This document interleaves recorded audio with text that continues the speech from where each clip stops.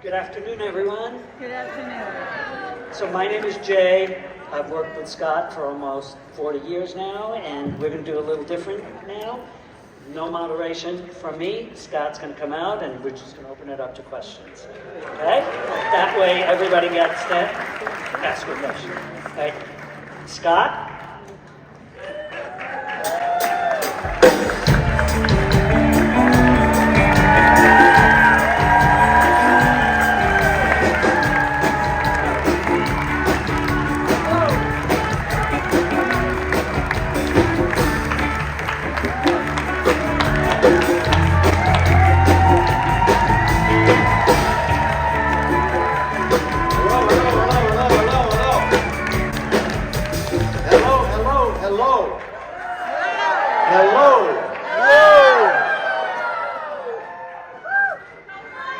I haven't been here since Bakula.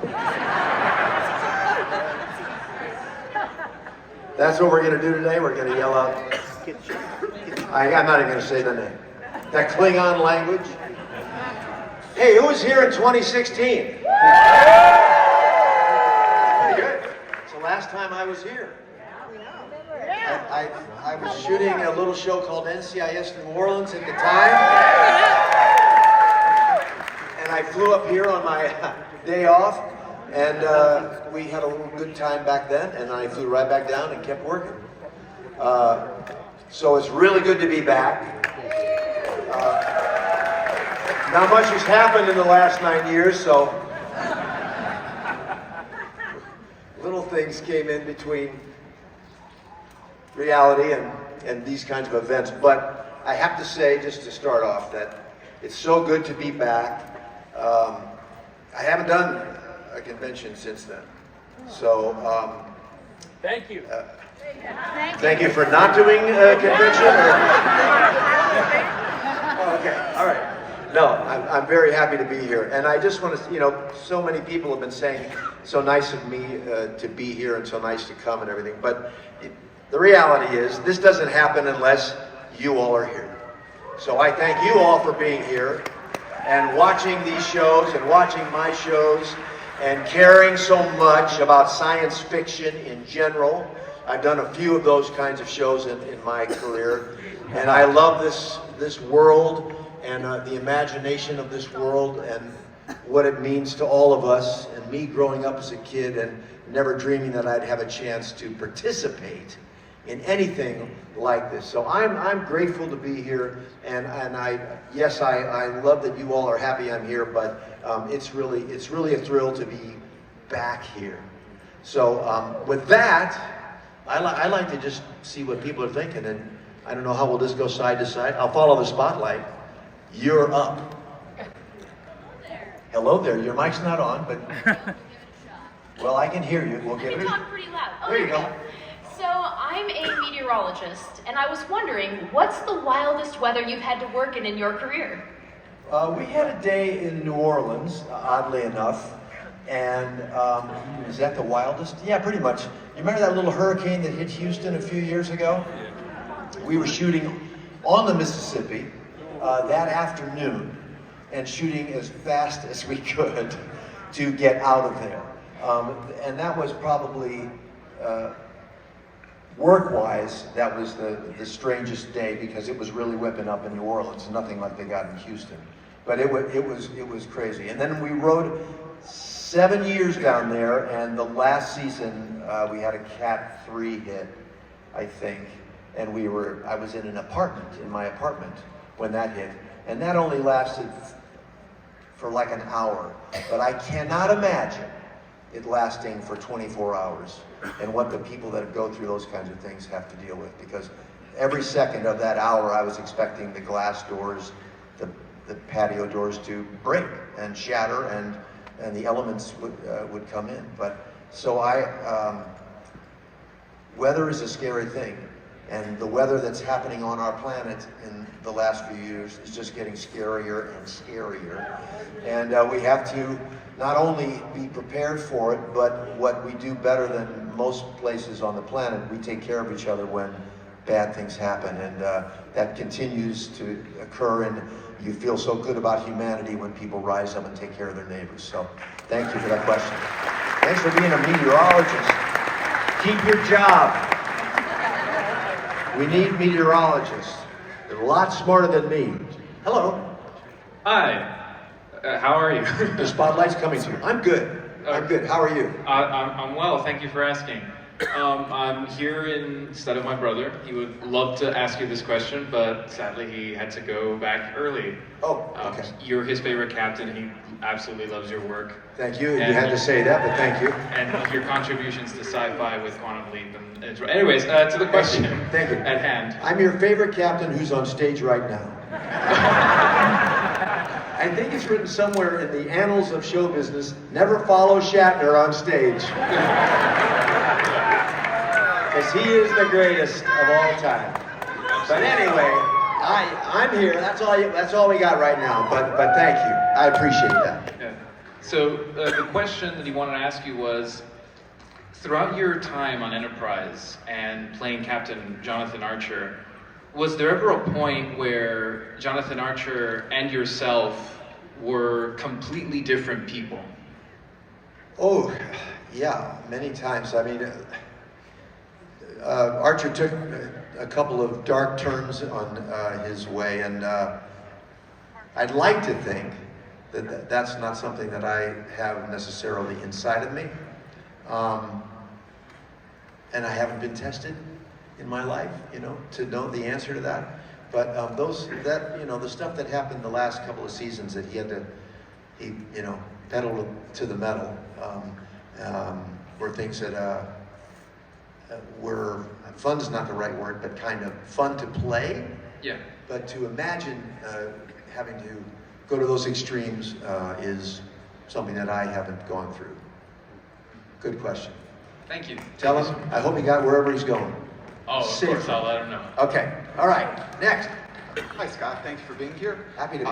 Based on the outtakes that were released, it looks like you guys had a lot of fun shooting Murphy Brown. Can you share any of your experiences or stories about that? Oh my gosh, that was such a great memory. That's the first show I think I did after Quantum Leap was over, and they called. They said, "You want to do Murphy Brown?" And I'd done a bunch of half-hour things before. Half hour was like my transition from New York theater and musical theater to Los Angeles, because it felt like you had a lot, back in the day you had a live audience, and it felt like you were still performing, and so in front of an audience, and I felt it comfortable in that. That cast was insanely talented.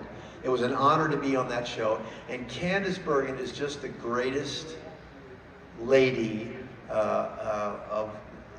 that I've met in our business almost. I mean, she was just extraordinary, so talented, so funny, so down to earth, and she made me feel so comfortable because I was kind of coming in and I really only dealt with her for the most part. But we just had fun, and there was a scene where I came out naked on the balcony when somebody was at the front door, and I came out from our bedroom, and I just remember that I was standing like behind a little something on the banister, but I had a towel on.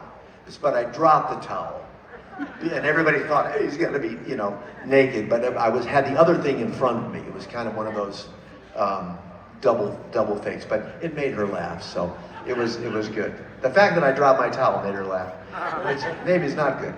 But anyway, that's Candice. Anyway, I love that show. Thank you. Thank you. Yeah. Hi, Scott. Great to meet you. I'm a big fan of Quantum Leap. Question is, what's your most memorable experience on Quantum Leap? Thank you. Well, this is gonna maybe be a lot. Do you want a specific? My most memorable experience about Quantum Leap was working with Dean Stockwell. Thank you. Yeah. So, and I haven't done one of these things since Dean passed, and that was a hard thing to be, be so far away from him when he did pass. I got to see him a little bit before he left town. We had a lunch together, and then I'll never forget that. But Dean is just the greatest. And if you don't mind if I talk about Quantum for just another second. I was at Don Bellisario's 90th birthday party last night. And I mean, it was in true Don fashion. There's a full orchestra in his backyard, and a couple hundred people, and it was really great. I got a lot of questions last night about Quantum Leap, and you know, one of my favorite episodes is Catch a Falling Star? Yeah, that Don directed, which was a Man of La Mancha episode, it was just, we had so much fun on that show, and I just wish everybody in the world could have had a moment with Dean Stockwell, because he was unique and special and cared so much about the planet. You know, I thought I cared about the planet, and then I met Dean, and it was just like every day was kind of an inspiration. And he lived his life with purpose and joyfully, and he loved acting and being in the business, and we just had the best time. So thanks for asking that question, and I miss you, Dean. Thank you. Dean is not down with Leonard Nimoy. Dean is up there. I mean, I'm signing autographs in the corner over here, and I'm hearing Bill talk about Leonard being in hell, and I'm like, what's happening? I'm trying about this. I'm sorry. What were you saying? What is your name? Leonard Nimoy is in hell. How does that ever possibly happen? But anyway, I digress. Yes. Hi Scott, thanks for being here. I have a couple of questions. The first one is, what are your favorite practical jokes on Star Trek Enterprise? And second is, what's the story behind the Rocky Horror Picture Show photo with you on the bridge dressed in drag?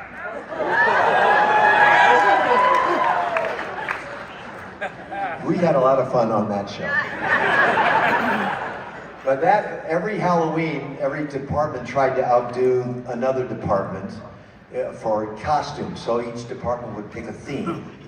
And not regularly, but every once in a while I got drafted by the hair and makeup department. And there I was. In fact, a little known fact with Rocky Horror Picture Show.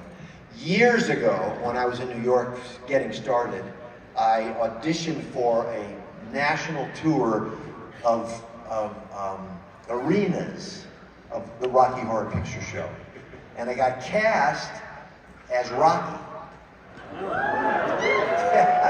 Yes. And thank goodness I said no.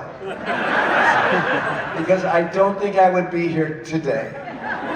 Because that was a wild scene. For those of you who are mature enough to remember the beginning of the Rocky Horror Picture Show craze, it was insanity. And it was right at the height of that, and at my age, going out into that world in an arena setting, I think I might have made a few bad choices. So, you know, because you can't work all day long. Ironically, then they picked that movie, and Connor was Rocky, right? He was in that picture, if I'm not mistaken. He had a blonde wig on, and I'm pretty sure. Pull that up on those little computers in your pocket that we invented on Quantum Leap. No. There was another show called, Star Trek that had him before. But I digress. Funny things on which show? On Enterprise. On Enterprise. Your favorite practical jokes on Enterprise. Oh man. I can't think of anything right now that I want to tell. So I owe you that. I owe you. Thank you. Thank you. Yeah. Hi, I'm Jessie. Hi. And I'm Morgan. Becky and Morgan. And sounds like a law firm. we are so grateful for your contributions to this franchise. And I was just curious, in your time on Enterprise, what is something that you really learned from the experience that you've carried with you since? Wow.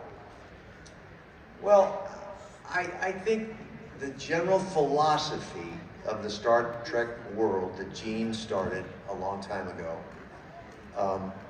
it never rings more true than today. When we see, and I'm not going to get political, I'm just going to talk planet. It's astounding to me that we don't get along on this planet yet. It makes no sense. It's never going to work long run. We're going to eventually have to adapt that philosophy and call it what you want to call it. We have a United Nations that's relatively powerless, but the world, we're going to eventually have to evolve into that situation, I believe, to succeed and live where we all work together. One country isn't better than the other country, and we all share the same water, the same air, all of that stuff, and stop screwing around. And it's never, sadly, we don't seem to be edging close to it at all. But people believe in it, and someday some people hopefully will rise and generate a situation where we can accomplish that. Because we have a beautiful planet filled with beautiful spirits that are unique. We're like snowflakes. For a few more years anyway, before we start generating new people that we can make. But right now we're all uniquely special. And I hope that we can maintain that and survive what we're going through now and rise to the top and live in a peaceful place that is beautiful for everybody, not just that 1%. Thank you. Go. Hey, Tom here. Hi, Tom. Tom, is here your last name or? No. Okay. No. A few years ago, before the time of CGI, I was shooting you with lasers on Infiltrator. Oh, holy cow. A while yes, back. we're pulling old stuff out. Yeah. I'm lucky I can remember any of it. Yeah, so, and you were kind of scared because they were high-powered lasers, and I told you they wouldn't hurt you as long as you didn't stand still. As long as you didn't hit me in the eyeball with them, they could possibly hurt me. Yeah, but can we get that show? I mean, is it streaming on media or anywhere? Because, I mean, I have a VHS copy when it aired, but that's it. My answer is I have no idea. I don't know. I don't know what happened to that Long show. forgotten. No, not forgotten. I love doing that show. I have many crazy memories about doing that show. The best memory is the day we had if you haven't seen The Infiltrator, it was a remake of The Infiltrator from 1960, whatever, 7 maybe. And the aliens are among us, where they are, the flies follow them. They also smoke like fiends. That's how you know that they're there. But we had a scene where I got on a bus, and all of a sudden I was on an old bus, and I realized there were thousands of flies in the bus. And I realized that the people in the bus were aliens around me. In show business, in order to get thousands of flies, you have to have a fly wrangler, who I don't know how, but shows up with thousands of flies that he's hatched, timed out to the day that we're shooting the scene in the bus, that he then carries in crates and boxes into the bus and releases, which was, and he got paid for that. The funny part of it is, because you have to love what you do, at the end of the day, he threw open the back of the station wagon and the doors and said, "Okay, everybody back in." Pretty good. Pretty good for a fly wrangler. I thought that was pretty good. Thank you. Thank you. I never forgot that joke. Okay. Hi, Scott. My name is Jay. I'm from Phoenix. I'm on the autism spectrum, 32 years this November. Welcome, Jay. Glad you're here. I also want to say thank you for taking the time for myself and everyone who had a picture with you earlier today. My pleasure. It's 20 years since In a Mirror Darkly, and that is my favorite episode of Enterprise ever. Thank you. I wanted to ask, and I asked something similar to Linda when she was here many years ago. What was it like for you to step onto the classic Star Trek bridge, to sit in the, not only sit in the chair, but also put on an iconic uniform? What was that for you? It was great. We had so much fun with that episode. It's one of my favorites. Michael Sussman wrote it, if I'm not mistaken, and he's around in the room next door, I think. And it was great. It was really great to see everybody on the lot just come and congregate around that stage and come in and get people from, you know, accounting, from wherever. They came in and they got their pictures taken. They just. It was just kind of magical. As magical as it was every day being on a starship as your set. I mean, my kids have the best memories of running around when they were little, like climbing the ladders and getting in the chair and making the stuff spin and everything. Being back in that old set that I remember from my childhood, that hooked me on the show, was really fun. And then playing the altered state of it all it was one of my favorites. It was great. Thanks for asking that question. You're very welcome. Appreciate it. Thank you. Take care, Jay. Take care. Yeah. Hello. Hi, Scott. Hi. My name is Rebecca, and I have quantum leap question. Yes. You play characters with disabilities and other lived experiences outside your own. How did you ensure authenticity? And what did you learn about identity? How did we assure their authenticity? Yeah. And what was the last part? I'm sorry. What did you learn about identity? Identity? Well, the beauty of that show and the nature of that show was simply just what would it feel like to be living in somebody else's shoes, to wake up and be somebody else, to be a person with challenges, a person who lives homeless on the street, a person who's being harassed in an office. And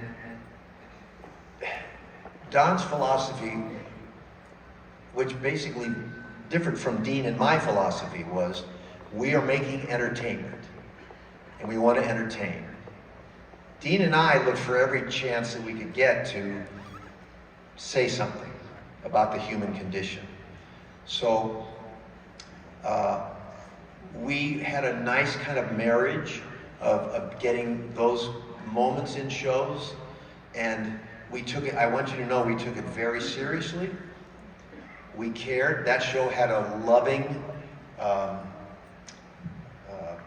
foundation because of what it was about.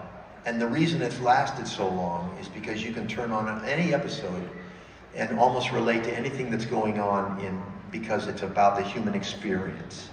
And the goal was to represent us. If we'd run longer, we would have done, who knows what we would have done. They were ready to make me a baby in the next year, leap into a baby's body and build a big, huge, oversized crib. And I mean, I'd been in diapers in the chimp episode, so I was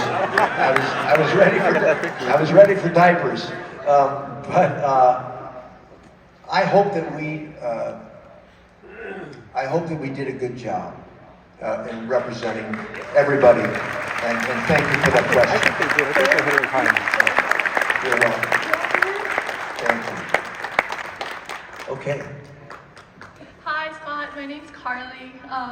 Enterprise is actually my favorite series. I know I was born during the series run.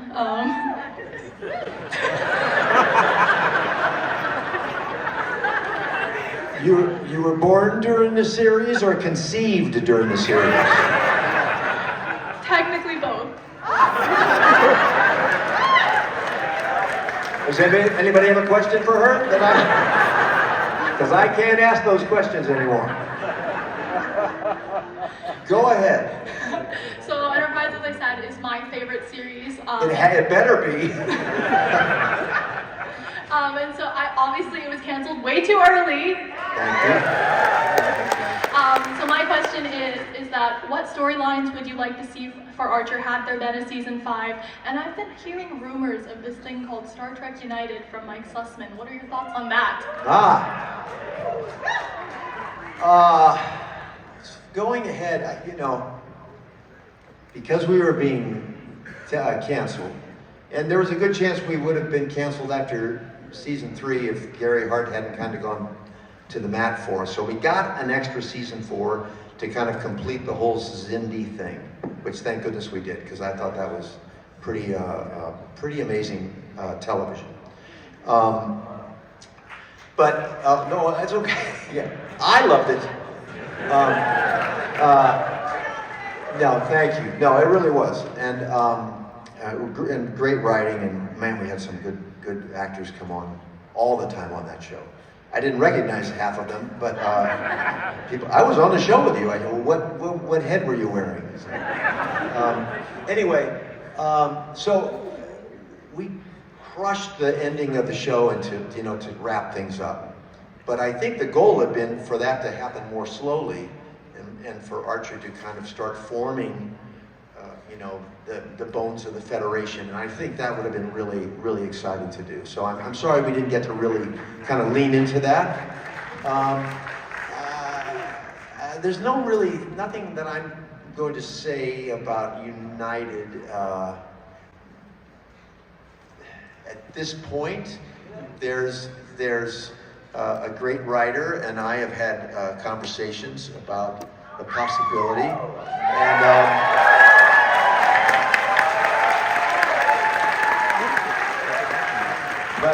but neither of us own a television station or a streaming service, so I can give you $5. I'll take no. Crowdfunding. Wait a minute. I'm just going to say, and then we'll close on that. You never know. Yes. My name is Jay, and I'm an old retired soldier. And I noticed a number of your characters dealt a lot with leadership, the positive aspects of leadership. It seems that you did very well with compassion of a leader, with the sacrifice that you have to have. I was wondering, were you able to have input and to be able to discuss with the writers and that, to be able to show those aspects of leadership? Yeah, I mean, you have input in a lot of ways as an actor, and certainly I'm concerned and always interested most in the humanity of whatever character I'm playing, and the humanity of the others around me. And I'm interested in flaws. I'm interested in finding things that are unique and different, and I'm also interested in integrity.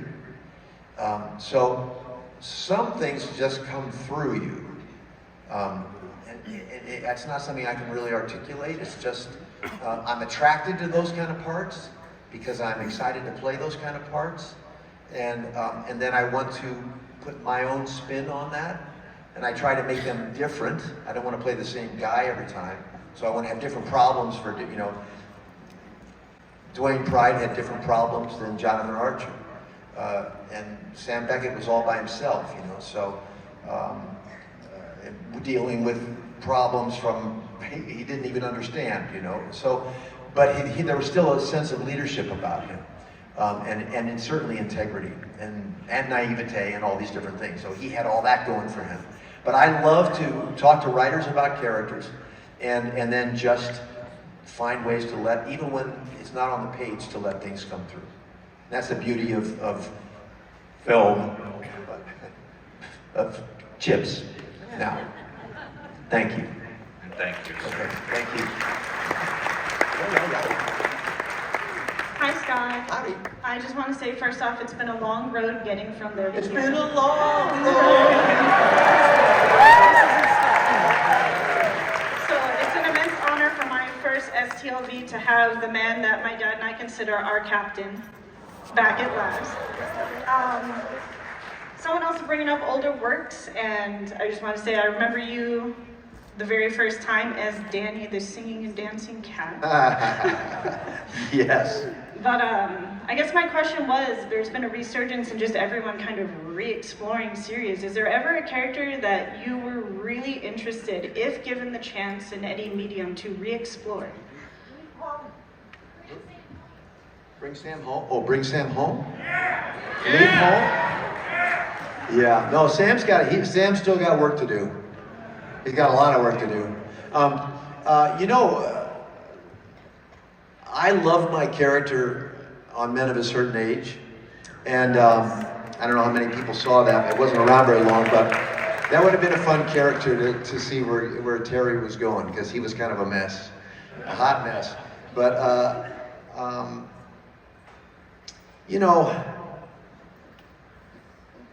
I think it would have been. I think we could have had some fun doing a couple more years of Quantum. I think that would have been fun.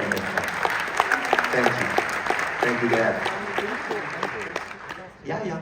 Thanks for being here, Scott. Thank you. You were an absolute fixture in my house growing up. From Quantum Leap, I used to watch it with my mom, to Necessary Roughness that my dad wore the videotape out.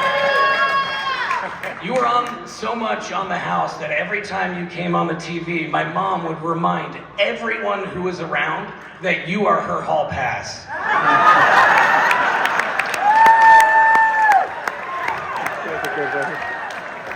My mom had a hall pass too. Unfortunately, my mother's been diagnosed with pancreatic cancer, and she's in the hospital right now, and she's feeling really down. And I just wondered if you would share the joy we're feeling seeing you here with her by wishing her well for us. Of course I will. What's your mom's name? Her name is Elaine Lynch. You got it going? Yeah. Well, I walked out of my life. Come closer. Come up on the stage. Yeah.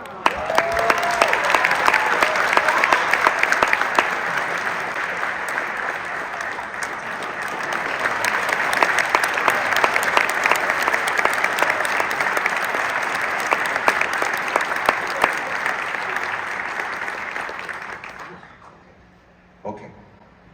Hi, Elaine. It's Scott Bakula here, and a couple thousand other people.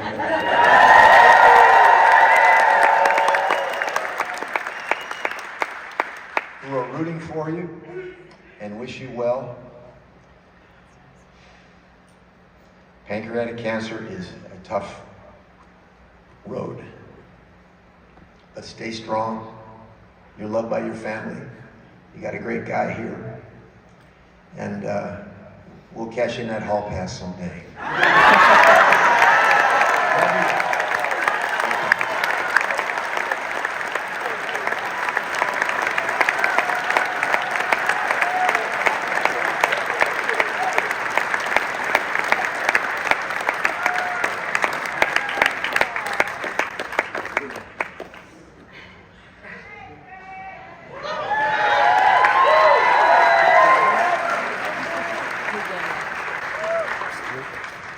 Okay.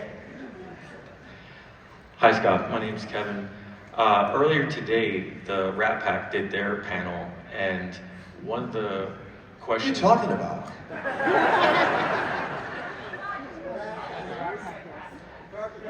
Yeah, it's Jeffrey Combs, Vaughn Armstrong. Who are those guys?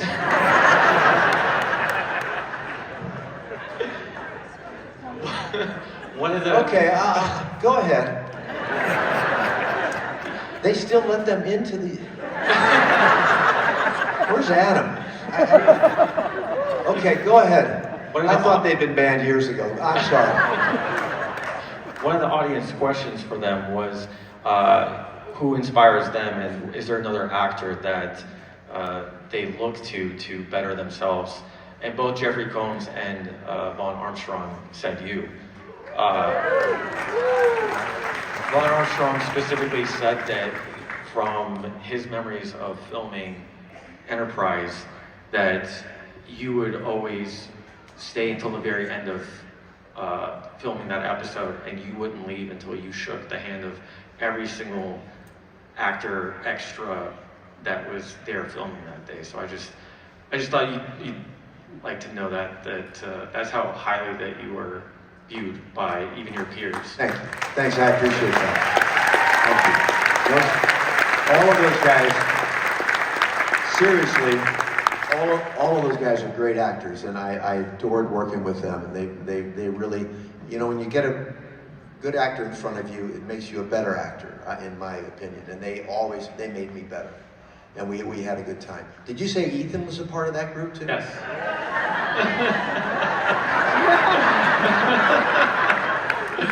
I gotta just tell one little story about Ethan, which you may have heard of or no. We were shooting, and he was going off to do a convention in Florida. I should probably say, stop me if you've heard this, but there's nobody. He's doing a convention in Florida, and we were like, oh, okay, Ethan, off to your convention. So he sends us a picture from the convention in Florida, and I don't know where it was in Florida, but it wasn't any one of the bigger cities in Florida. And there was a picture of him standing at a podium in what you would call a modest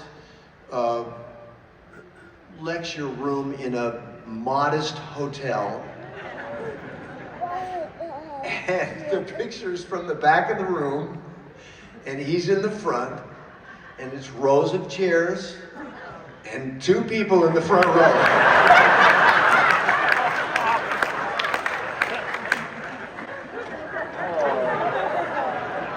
It's very nice to be here with all of you.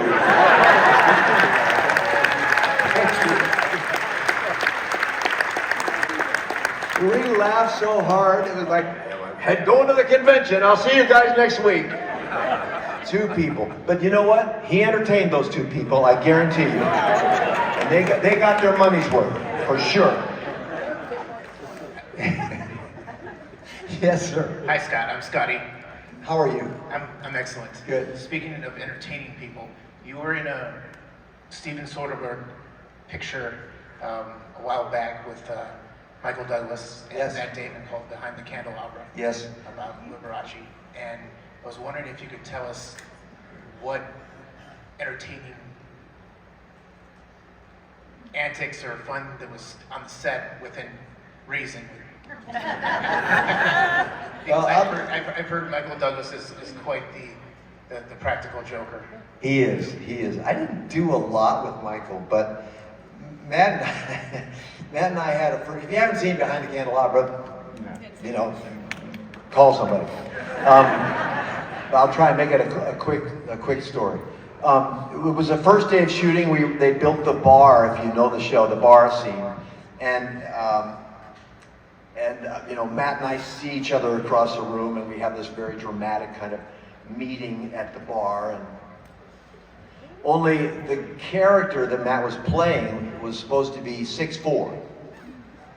So he walked all the way around the room. I guess, or maybe I did, I can't remember who, and walked up on 2 boxes to get up to here in front of me. So we were not eye to eye. He was a little bit taller than me, and we were killing ourselves laughing because it was so unnatural and so wrong. It was like Alan Ladd in the old days,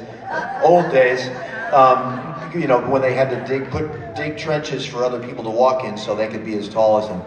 We could hardly do the scene. And that was the first scene in the movie for us. And we were just killing ourselves, which was, and I'd done another movie with Matt called The Informant. So we knew each other, and so it was a bunch of the same people. It was way too much fun. That and then the one line you had as you're driving away, you said, "Hi, Rose."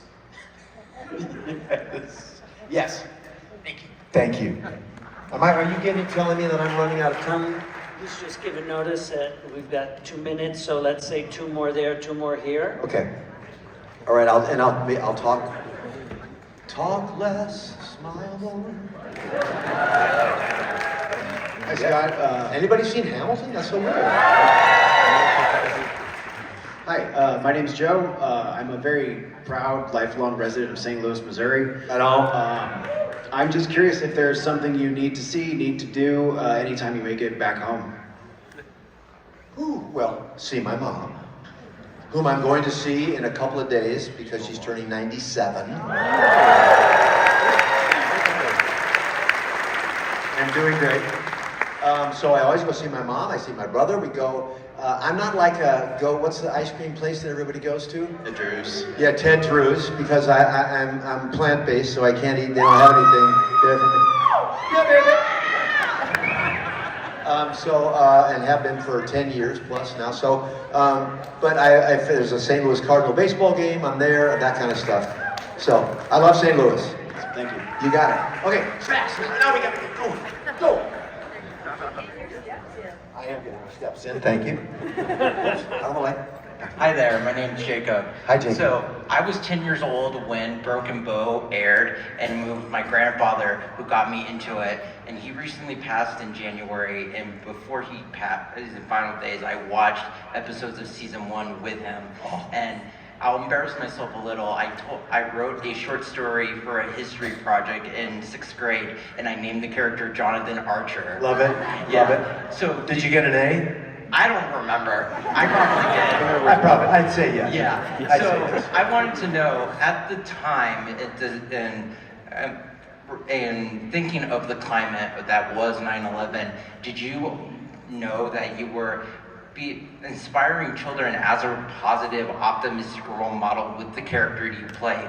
You know, knowing that everything was really, bad for a lot of people, especially minorities at the time. Yeah. Well, first of all, sorry about your grandfather passing. I hope it was peaceful and you had a gentle transition.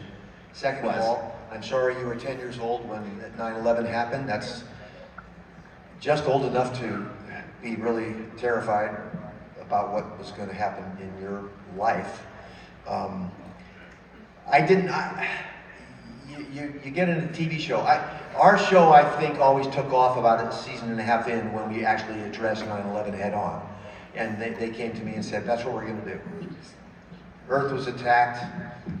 We're going to go, we're in Star Trek fashion, we're going to have the Earth attacked, and you're going to go out and figure it out. And I said, let's go.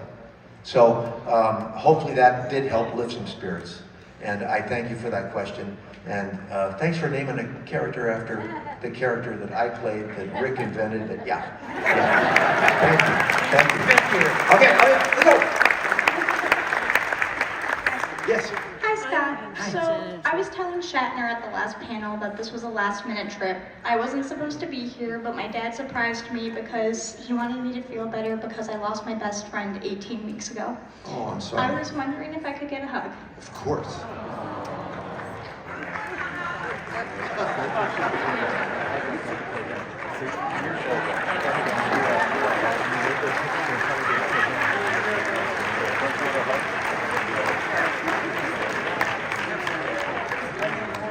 While I'm over here, yes. Go. I know. Hey! This is I'm coming back. This is a little bit of a repeat, but because we touched a little bit on how you are on set, but as somebody, I live in Vancouver, Canada, and I work in film sometimes, and so it always sticks with me as a backgrounder, as just the nobody. The stories about how you are on set, and I just wondered if you could talk a little bit about that. A short answer is this. I think if you're lucky enough to work in this business, and I have been very, very fortunate, every day you should be grateful for every day because this is a great job. But what I think people need to realize is we don't make the show by ourselves. And if a star thinks that it's all about them and it's all about, then the people that are getting them in focus and putting a light on them and feeding them at lunch and all that stuff, then you're belittled. We all do it together. And I'm a theater guy, so I love being on a team. And everybody on the show that I work on is a team. And if we can't have a good time doing what we're doing, we're in the wrong business. Thank you. Mr. Bakula, Mr. Bakula, Mr. Bakula, Mr. Bakula. There are a lot of fans who I think have commented down the years on the intense sexual frisone that existed when John Billingsley and you were on camera together. It has been rumored that some of your fellow co-stars couldn't even be on camera with you, that it made them so upset and anxious that they actually had to leave the set. Would you be able to comment on that? And would you be able to comment on that? Would you please stop stroking the microphone, John?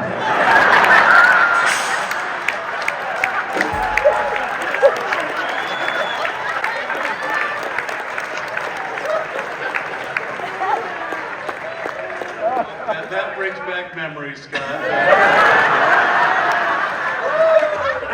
Kill mic number 1, please. And you cut the line also. There's a lady that's waiting behind you who's plant-based, who wants to speak. I'm going to cede my place to her, but I thought it would be remiss of me not to come and tell everybody that all the wonderful things they hear about Scott Bakula, it's a tissue of fucking lies!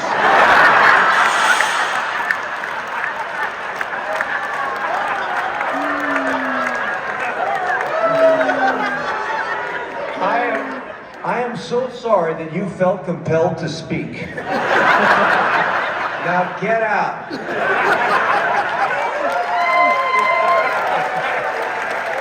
Don't forget, the chief medical officer has the ability to send you to the brig.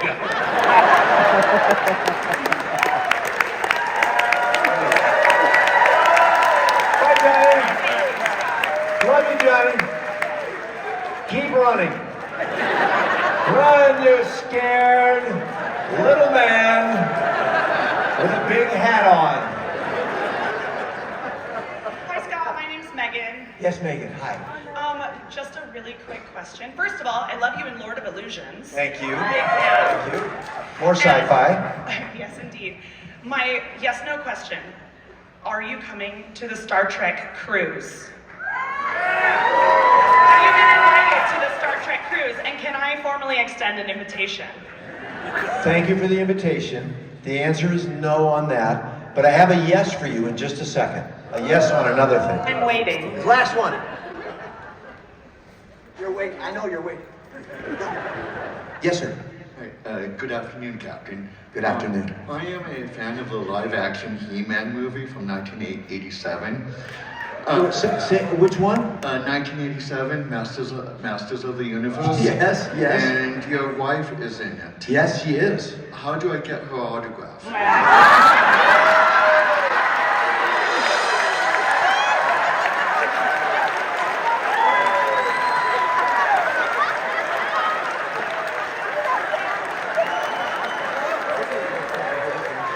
Well, not from me. She hasn't given me an autograph in a long time. I'm not sure I understand the question either, so, but thank you. Oh, do you have a picture there by chance? Yes. Of her? Of her, yes.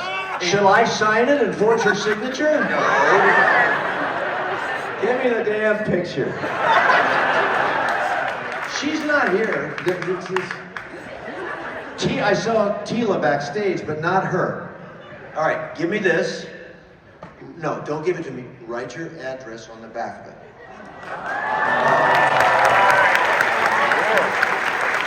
Well, while he's writing that, I'm wondering if anybody's going to be around for the 25th anniversary of our show.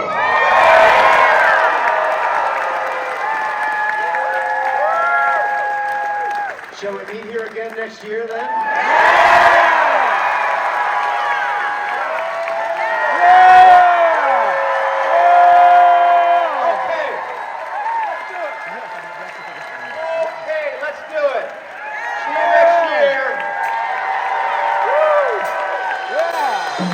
Thank you, everyone. We appreciate you.